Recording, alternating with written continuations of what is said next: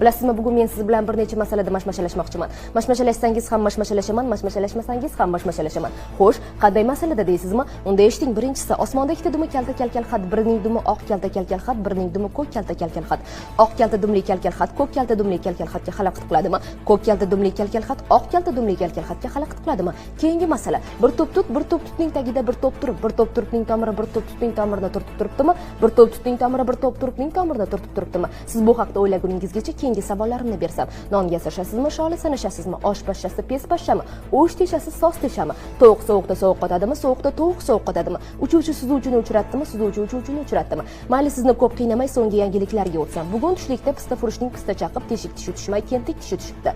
Namanganlik usta Musapuch pista furush nomini olgan bu odamning 63 put-puch pistasi bo'lgan ekan. O'sha namanganlik usta Musapuch pista furushning 63 put-puch pistasi bo'lsa ham, o'sha namanganlik usta Musapuch pista furush ekan. O'sha namanganlik usta Musapuch pista furushning 63 put-puch pistasi bo'lmasa ham, o'sha namanganlik usta Musapuch pista furush ekan. O'sha namanganlik usta Musapuch pista furushning qizi shiringina shirchoyga shirmoydan bodirib turganida, o'g'li soatiga soatlab qarabdi. Yana bir o'g'li Sobirning sozli sahnada sof ovozli ekan. O'sha Sobir 8 ta sabzi sanabdi. Savatdagi sabzilar sarg'ayibdi, so'libdi. Saodatchi sabzilarni suvga solib qo'yibdi. Sojidayu Saodat sinfdosh va sirdoshlar. Ularning qo'shnisi Temur va yo'lchi temir yo'lchilarga aytib ko'rchi. Tandir tagidan tanga topgan tolib to'pni topib debdi, g'olib to'pni tolib debdi. Tolib to'pni tepib toldi, so'ngra uni